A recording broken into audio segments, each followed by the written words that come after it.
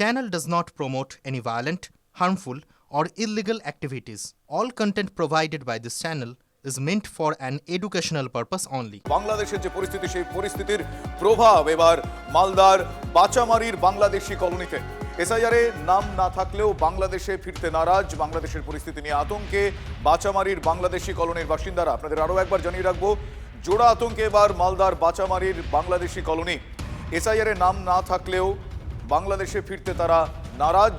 বাংলাদেশের পরিস্থিতি নিয়ে আতঙ্কে রয়েছেন বাচামারির বাংলাদেশি কলোনির বাসিন্দারা। এই মুহূর্তে শুভতোষ আমার সহকর্মী, আমার সঙ্গে রয়েছেন সরাসরি। শুভতোষ, এই মুহূর্তে এক প্রকার সারাশি চাপে তারা বলা যেতে পারে। একদিকে বাংলাদেশের এই পরিস্থিতি, অন্যদিকে নাম নেই। কি করবেন তারা? এই প্রশ্নের উত্তর কতটা এখনো পর্যন্ত পরিস্থিতির কাছে পাওয়া যাচ্ছে? প্রথমে তোমাকে আমি বলি শুভজিৎ, আমার পেছনে যারা আছে, যারা দেখাচ্ছি আমি একে মুজিবর যাদেরকেই দেখাচ্ছে, তারা কিন্তু এখানে সকলেই বাংলাদেশ থেকে আসা। এবং শুধু তাই নয়, শেখ হাসিনা ভারতে আসার পরেও কিন্তু তাদের মধ্যে একাধিক পরিবার তারা কিন্তু এখানে এসেছেন। এবং একটি পরিবার তাদের মধ্যে একজন রয়েছেন যিনি বাংলাদেশ থেকে তিনি এসেছেন এবং এখানে সদ্য এসেছেন তিনি। শুধু তাই নয়, তিনি বাধ্য হচ্ছেন, অত্যাচারে জর্জরিত হয়ে তার পরিবারকে বাঁচাতে তিনি বাধ্য হয়েছেন দালালকে কিছু টাকা দিয়ে কোনোভাবে গোপনে এখানে আসার জন্য। কি অবস্থার মধ্যে দিয়ে আপনি পালিয়ে এসেছেন পরিবার সহ? মানে খুব অসুবিধার মধ্যে, মানে কি হুমকি দিচ্ছিল? ওরা হুমকি দিচ্ছিল আমার টাকা দিতে হবে, এখানে বাস করতে হলে টাকা দিতে হবে।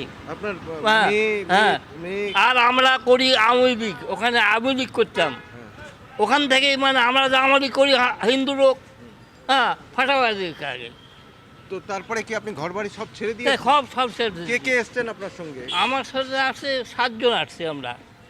আমার ছেলে, মেয়ে, বেটার বউ, নাতি, জামাই আর মেয়ে। মেয়েদের ওপরে তো অত্যাচার? হ্যাঁ, হুমকি দিচ্ছিল? হুমকি দিচ্ছিল যে তোমার না টাকা না দেবো মেয়ে উঠা নিয়ে যাবো। আপনারা কি করলেন? দালালকে টাকা দিয়ে বাধ্য হয়ে এলেন? দালালকে এখানে বর্ডার এলাকার আমার তো চিনি না খাটা, বুঝলেন না, তো করছে এমনিতে যাও।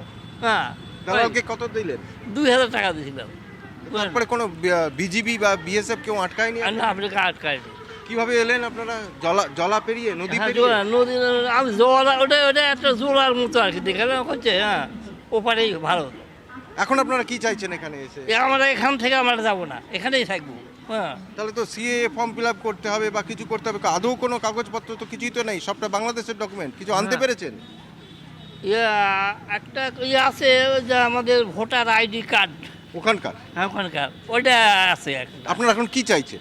আমরা এখানে থাকবো, হ্যাঁ, এখানেই আমরা থাকবো। কোথাও বাংলাদেশে ফেরত পাঠাতে? না, যাবো না আমরা যদি মারিয়া ফেলা যাবো না। বুঝতেই পারছো শুভজিৎ, ইনি কিন্তু সদ্য এসেছেন এবং তার সঙ্গে তার পরিবারও রয়েছে। আমরা কিছুক্ষণ বাদেই তার পরিবারের কাছেও হয়তো যাব। এখন শুধু তাই না, তার পাশে আরও একজন রয়েছে, তার কথাও তো মানে একই রকম অবস্থা। আপনার কি আপনার আত্মীয় স্বজন যারা আছে? হ্যাঁ, আমাদের আত্মীয় স্বজন যারা আছে তারাও কি তারা আতঙ্কে, চরম আতঙ্কের মধ্যে ভুগছে। ওখানে আমার ভাইস্তা আছে ওখানে, সিরাজগঞ্জ, হ্যাঁ, ডিস্ট্রিক্ট। হ্যালো, ওরাও কি আসতে চাইছে? ওরাও আসতে যাচ্ছে ওখান থেকে। কি ধরনের অত্যাচার হচ্ছে? ও মা বোনের উপর অত্যাচারের শেষ নাই। হ্যাঁ, আমাকে ফোন করে বলছে, কাকা আমরা তো জীবন নিয়ে সন্ধ্যাবেলা, রাত্রিবেলা, বেলা ডুবলেই আমরা বেরোতে পারি না বাড়ি থেকে। আমাদের যে আতঙ্ক, আমরা কি করব। হ্যাঁ, এরকমভাবে আমাদের সঙ্গে ফোনে যোগাযোগ হচ্ছে। কিন্তু সন্ধ্যার পরে আর ফোনে পাওয়া যায় না ওদের। এখন তো ভিসাও বন্ধ। এখন ভিসাও বন্ধ। হ্যাঁ, এখন আমাদের যে কী অবস্থা হবে আমি সঠিক করে বলতেও পারছি না। আপনারা কি ফেরত যেতে চান? আপনারা? না না, ফেরত তো যাওয়ার কোনো প্রশ্নই নাই। এখানে কি সিএ ফর্ম করবেন আপনারা, ফিল আপ করবেন? যদি আমাদের 16 লিস্টে নাম বাড়েছে কি না, এই নামের আমরা বহাল রাখতে বলছি সরকারকে, এটাই আমাদের বহাল থাক। হ্যাঁ, সিএ কি করবেন যদি এখানে যদি আমাদের এই নামটা হলো এসআইআর এ যদি না কিছু না হয়, তাহলে তো আমাদের সে ফর্ম ফিল আপ করতেই হবে। হিয়ারিং এ ডেকেছে আপনাদের? একবার ডাকিছে, একবার, তারপরে আমাকে আর কল করেনি। হ্যাঁ, মানে কিন্তু এখন আপনাদের ডকুমেন্ট পেশ করতে হবে, এই তো? আমার ডকুমেন্ট চলছে, আমার ডকুমেন্ট।